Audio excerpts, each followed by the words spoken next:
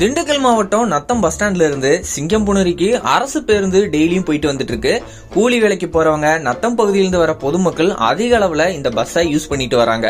இந்த நிலையில எப்பயும் போல சுமார் 30க்கும் மேற்பட்ட பயணிகளோட நத்தம் பஸ் ஸ்டாண்ட்ல இருந்து சிங்கம்புணரிக்கு பஸ் கிளம்பி போயிருக்கு. அப்போ நத்தம் 3 லந்தர் பகுதியில அந்த பழைய மாடல் பச்சை பஸ் ரிப்பேர் ஆகி அங்கேயே நின்றுருக்கு.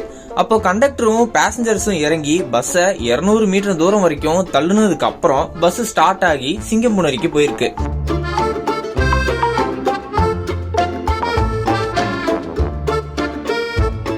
நத்தம் பகுதியில சந்தை நாட்கள் போன்ற பல நாட்கள்ல அரசு பேருந்துகள் ரிப்பேர் ஆகி நிக்கிறது வழக்கமா இருக்கு. போக்குவரத்துக்கு இடையூறு ஏற்படுது அப்படின்னும், அரசு பேருந்துகளை பொறுத்த வரைக்கும் புதுசா வர பேருந்துகளை எவ்வளவு அழகா கொடுத்தாலும் அதை டெப்போ நிர்வாகம் ஒழுங்கா பராமரிக்காம அப்படியே ரூட்ல விடுறதுனால ஓட்டுநர், நடத்துனர்கள், பயணிகள், பொதுமக்கள் அப்படின்னு எல்லாருமே பாதிக்கப்படுறாங்க. இது மாதிரி இருக்கிற பேருந்துகளை சரியா பராமரிக்கணும். அப்படி இல்லைன்னா துறை சார்ந்த அந்த பொறுப்பு அதிகாரிகள் மேல நடவடிக்கை எடுக்கணும் அப்படின்னு சமூக ஆர்வலர்கள் குற்றம் சாட்டி வராங்க.